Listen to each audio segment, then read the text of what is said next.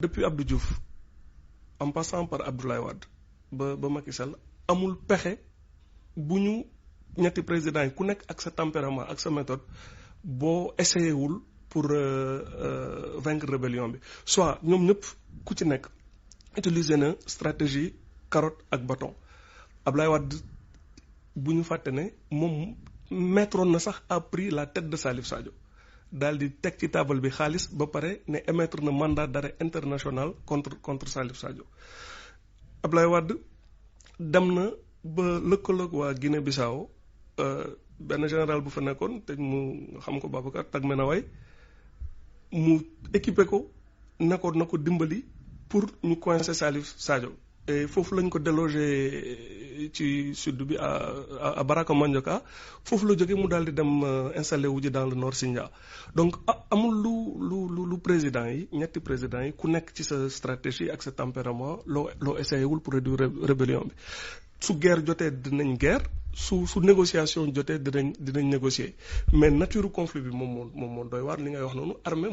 armée bi en réalité officiellement nekkul en guerre contre une partie de son peuple parce que rebelles yi donte nanguwuñu ñoom nekk ay sénégalais wala reconnaître ñu autorité état bi ay doomu Sénégal lañ ay doomu Casamance lañ ci Sénégal lañ bokk. Armée bi mënul ñëw rek ne day jël tous les moyens raser Casamance parce que loolu aussi du solution. Oumar Sissoko Embaló moom jàppale bu ñu jàppale état wu Sénégal nëbbatuwu ci loolu du secret yàgg na ko wax fu nekk xam nga moom c'est quelqu'un qui assume ses positions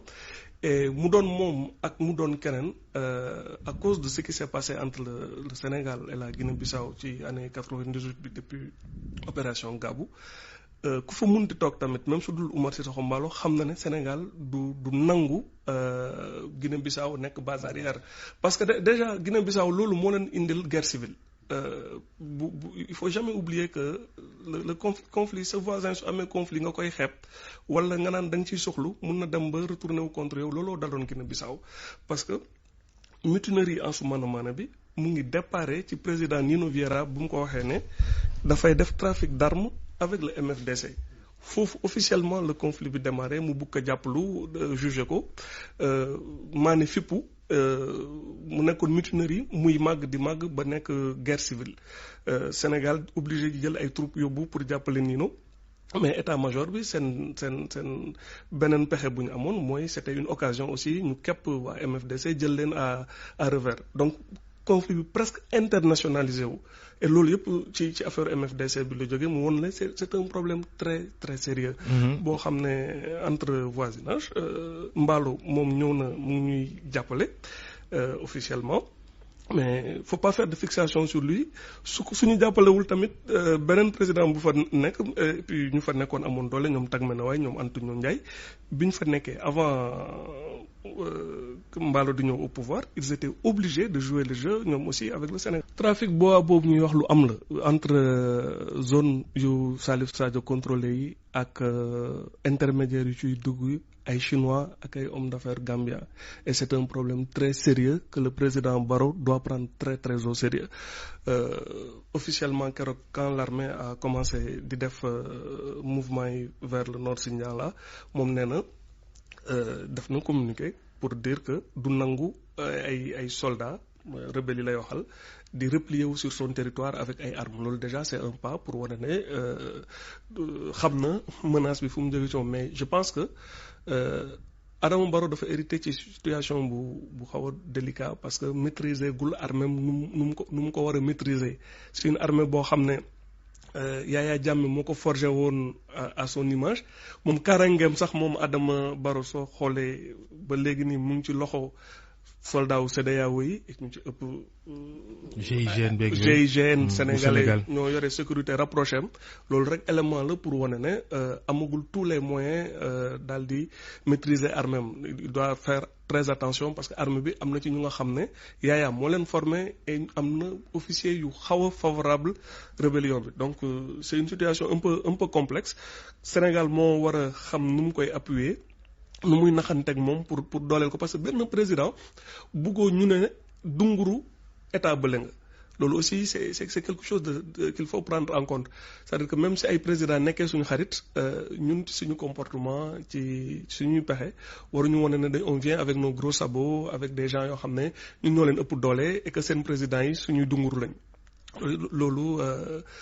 effet contraire bi ngay am ci niveau population bi et une partie de l'armée parce que armée ku nekk da nga bëgg a wane sa souveraineté donc c'est une question délicate qu'il faut manier à mon avis avec beaucoup de tact xam nga conflit bi dafa muté bu yàgg depuis 82 ba léegi revendication au départ yu indépendantiste yi ñoom ñu ci bëri xam nañ ne ci seen dund du yomb ñu gis indépendance Casamance. Et au début xamuñu woon xaalis mais commencé nañ xam lan mooy business conflit bi business la pour ñu bëri ci ñoom am na ci jeunes yoo xam ne sont nés après 82 xamuñu sax lan moo nekkati les revendications au départ mais comme on est en Afrique ñi nga xam ne amuñu yenn perspectives yi léegi dañuy dem dugg ci àll bi yore fa ay zone grise yoo xam ne autorité nekku fa ñuy adonné wu à des trafics et des trafics très juteux parce que trafic bois boobu ngay wax nii ramification yi dafa dem ba Chine et lu tax mu dem ba Chine mooy une partie de élite chinoise bi léegi nga xam ne ñu ci bëri ay milliardaires lañ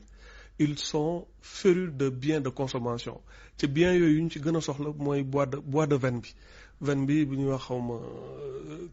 soo xoolee presque 300 000 tonnes exporté nañ ko daaw et soo xoolee mais rebelle yooyu di revendiquer indépendance Casamance suñ koy méngaleeg dara d'abord àll bi la c'est la forêt c'est le poumon vert. Salif c'est quelqu'un qui a combattu du sud au nord et qui s'est beaucoup déplacé bi ma lay wax Baraka Mandioka en 2006 boobu nit ñi yaakaaroon nañ ne du échappé mais fexe na ba daal di jaar ci gaal daal di rëcc et puis pourquoi Salif kaw mu metti Salif ngànnaay yu mu yore moom moo bëri Salif est lourdement armé te ñooñu dañ koy ay tonnes arme la détenir. parce que fu mu koy jëlee. Guinée-Bissau nee naa la moom mooy la clé bi ñu ñëwee ñoom daal di guerre Guinée-Bissau ak Ansoumana Mané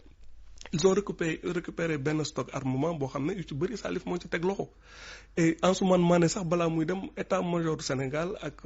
kiiwu Sénégal dañu ko ne bés bu ñu gisee nga jël ay armes nga jox ko Salif conflit bi dina reprendre mais Salif a pu récupérer beaucoup d'armes parce que Guinée-Bissau xam nañ trafic bi boobu état bi dafa nërmelu soo gisee boobu ba léegi mu mun résister bon c'est vrai que conflit bi changé na avant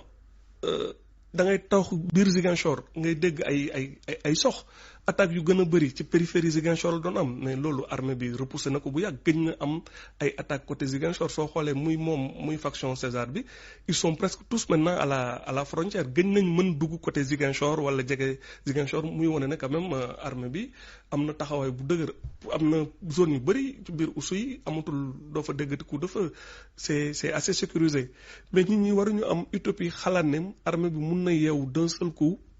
mu daal di jeexal rébellion bi parce que c'est compliqué c'est un commandement éclaté soo boo moon sax Salif Sadio wala ñu jàppoon ko suba di nga gis beneen rebelle bu yeewu ne moom mooy commandant en chef wala moom moo ko remplacer donc du nekk loo xam ne day neex a éradiquer totalement il faut vivre avec l'idée que ils vont conserver une capacité de nuisance et que conflit bi day jóg di wàcc comme à la bourse mais que de plus en plus armée bi plus que ñu ngi koy gën a occuper muy gën a occuper terrain bi